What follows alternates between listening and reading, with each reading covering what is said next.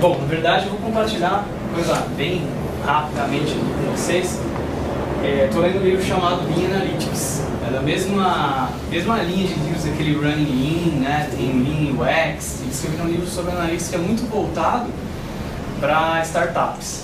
Então, Data Driven Decisions, como é que você consegue tomar decisões em cima de dados para guiar o seu produto, para guiar as decisões, inclusive para te guiar também nas decisões que vão suportar melhor o crescimento, né? No caso de se falar de startup. E uma parte desse livro fala sobre pensando como Data Science. Na verdade, são 10 lições que o autor pegou emprestado, eu estou pegando de novo emprestado, que é dessa Mônica Progatti. Ela, na verdade, é uma Data Science lá do LinkedIn, e ela enumerou 10 erros que a gente costuma cair quando a gente está falando de analisar dados, independente de ser numa análise de dados para trabalhar com um tipo de processo de Data Science ou qualquer tipo de análise de dados, né? Eu achei interessante, achei muito legal esses pontos que ela fala. Então, bem rapidamente, o primeiro ponto é assumir que os dados estão limpos. Então, ela dá vários exemplos, né? Por exemplo, quando você tem informação de CEP, nos Estados Unidos ela geralmente tem um CEP padrão que todo mundo sabe e põe aquele lá só para passar. Então ela fala assim, quando você está analisando os dados, será que tem tanta gente assim realmente que mora naquele local? Então, quando você tem dados que são nulos, por exemplo, você está fazendo uma análise baseada em data, mas aquela data nem todos os registros têm data. Então, na verdade, você pode estar assumindo conclusões erradas, porque se todos tivessem dados, ia te levar para uma conclusão completamente diferente. Então, a primeira coisa que a gente precisa fazer é identificar se os dados estão limpos o suficiente, se não tem dados que a gente tem que tirar, ou se a gente pode confiar naquelas informações de fato para tirar conclusões em cima daqueles registros que a gente tem. Segundo ponto é não normalizar os dados. Então, muitas vezes esses dados vão estar formatados de maneira diferente, por exemplo, ou no exemplo que eu citei anteriormente também acaba caindo. A gente precisa padronizar a forma que esses dados estão registrados para poder tirar conclusões certas deles, né? Todo mundo sabe que são outliers? Sim. Aqueles pontos que a gente vê geralmente no gráfico, eles se sobressaem demais, né? Você analisa numa curva normal e você consegue ver que tem alguns pontos ali que vão fugir completamente da maioria. Então são aqueles pontos que puxam a média muito para baixo, muito para cima, por exemplo, né? Fora da média. Então é um outlier.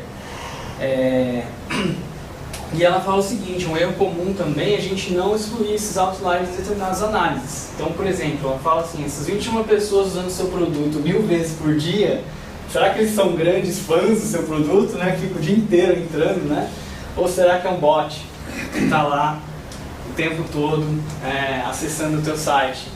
Então, assim, independente de quem são eles, você não deve ignorá-los totalmente, você deve considerá-los de alguma maneira, que eles podem ser importantes também, mas considerá-los como outliers, não considerá-los como qualquer outro dado. E um outro erro comum também é incluir os outliers, né?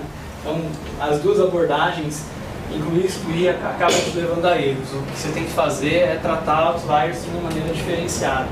Então, cuidado com esses mesmos 21 usuários quando estiverem fazendo determinadas análises.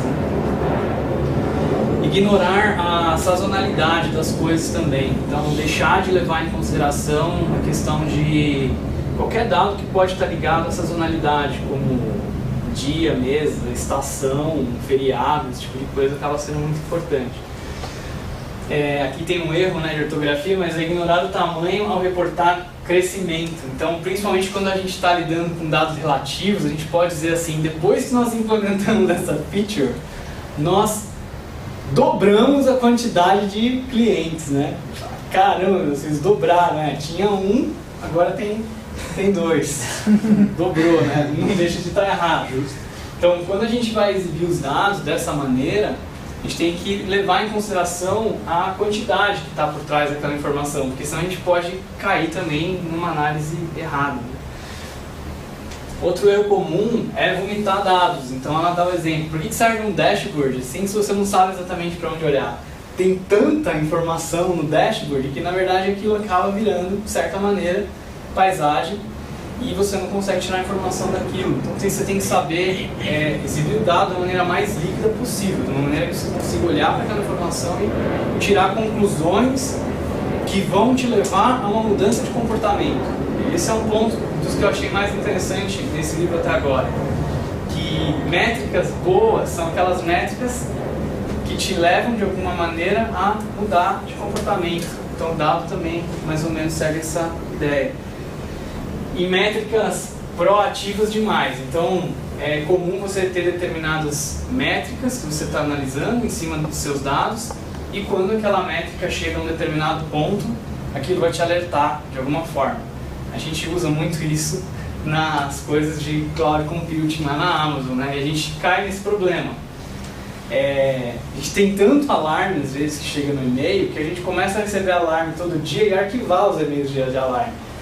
Eu já vi nego que pôs um filtro no Gmail para jogar alarme direto na lixeira. Então assim, é a mesma coisa que não ter alarme nenhum. Então a gente tem que criar sim esse tipo de alarme proativo, né? Esse tipo de coisa que chama a nossa atenção e faz a gente, de alguma maneira, a gente ter uma ação em cima daquele dado, mas tem que ser realmente só aquilo que vai fazer com que a gente tome alguma atitude, não pode ser coisas desnecessárias. E um outro erro comum é a síndrome do não coletado aqui. Então ela fala que às vezes você misturar os seus dados com dados de outras fontes pode te levar a insights que você jamais conseguiria ter se você fosse utilizar somente os seus dados de dentro da sua empresa, né?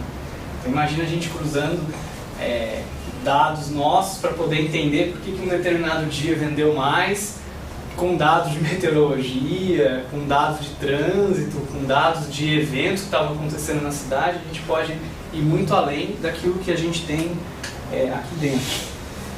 E focar no ruído também. Ela fala que nós temos a tendência de procurar padrões em tudo, inclusive onde não há padrões. Então, um erro comum é a gente assumir que tem padrões onde não há padrões. Então, a gente tomar cuidado para não ficar focando no ruído em vez de focar no sinal, em vez de focar naquela informação que realmente interessa, que realmente importa. São essas 10 lições. Eu achei bem legal. Tá aí referência para quem quiser aprender mais. Obrigado, pessoal.